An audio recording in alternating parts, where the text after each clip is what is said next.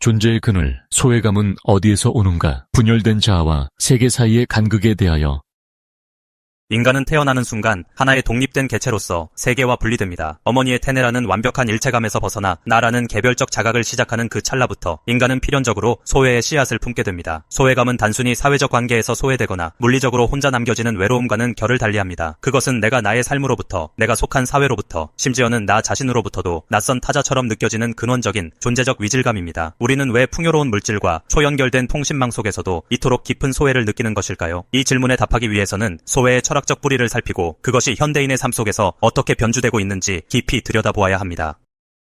안녕하세요.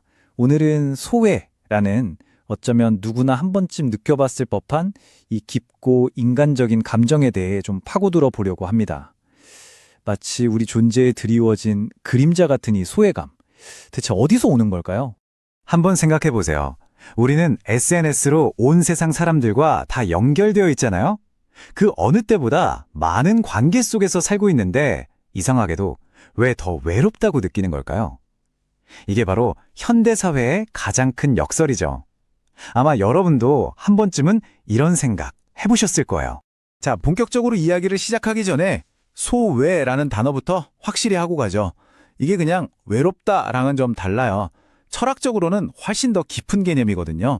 뭐랄까, 내 삶인데 꼭 남의 삶처럼 낯설게 느껴지는 상태. 바로 나와 세상, 그리고 심지어는 내 행동 사이가 딱 끊어진 듯한 그런 구조적인 단절감을 의미합니다. 그러니까 소외라는 게 단순히 나 외로워 하는 개인적인 감정 차원의 문제가 아니라는 거죠. 훨씬 복잡하고 또 여러 얼굴을 가지고 있습니다. 그 첫 번째 얼굴을 만나보기 위해서 우리 한번 시간을 거슬러 올라가 볼까요? 산업혁명 시대로 말이죠. 소외를 파헤치기 위한 첫 번째 도구는 바로 칼 마르크스의 아주 날카로운 시선입니다. 마르크스는 소외가 그냥 생기는 게 아니라고 봤어요.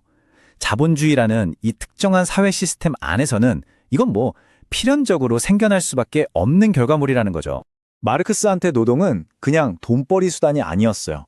훨씬 더 중요한 의미가 있었죠.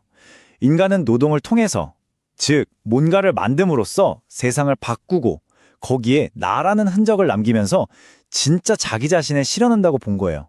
이게 바로 인간의 본질, 좀 어려운 말로 유적 존재라고 부른 바로 그 모습입니다.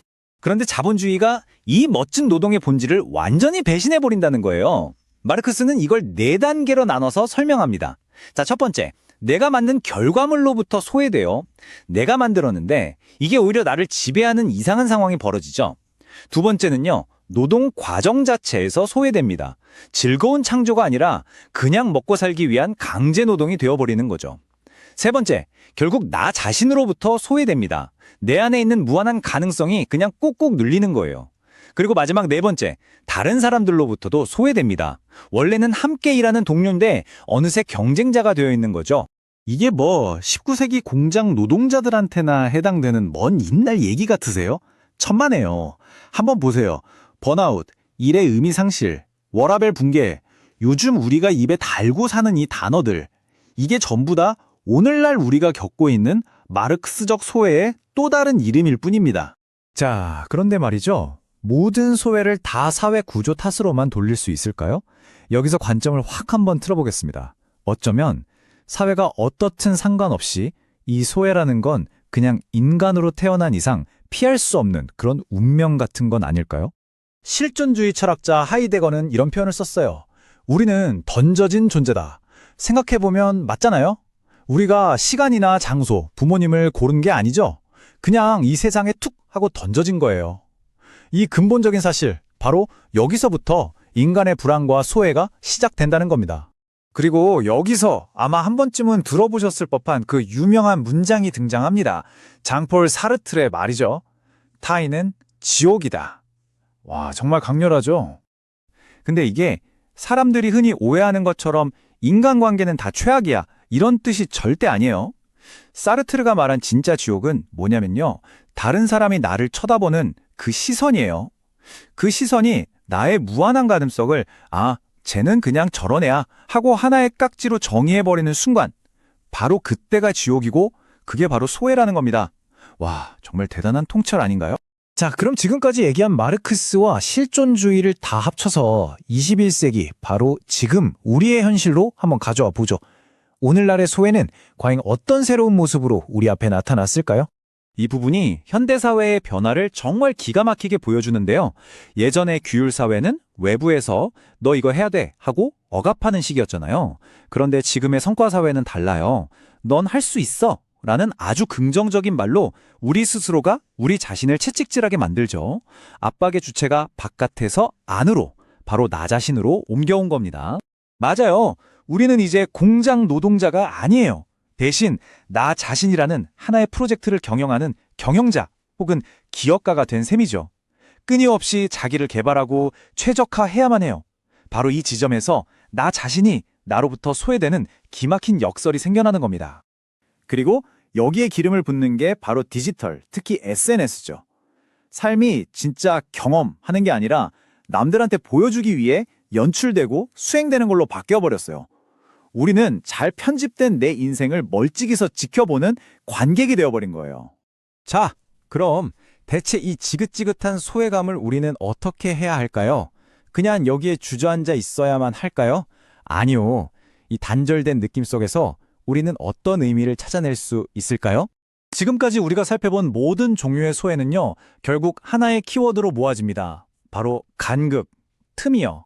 이상적인 나와 진짜 나 사이의 간극, 내가 기대했던 삶과 지금 살고 있는 삶 사이의 간극, 사람들과 막 연결되고 싶은데 현실은 그렇지 못한 그 간극, 의미를 찾고 싶은데 세상은 너무 무의미해 보이는 바로 그 아득한 거리감.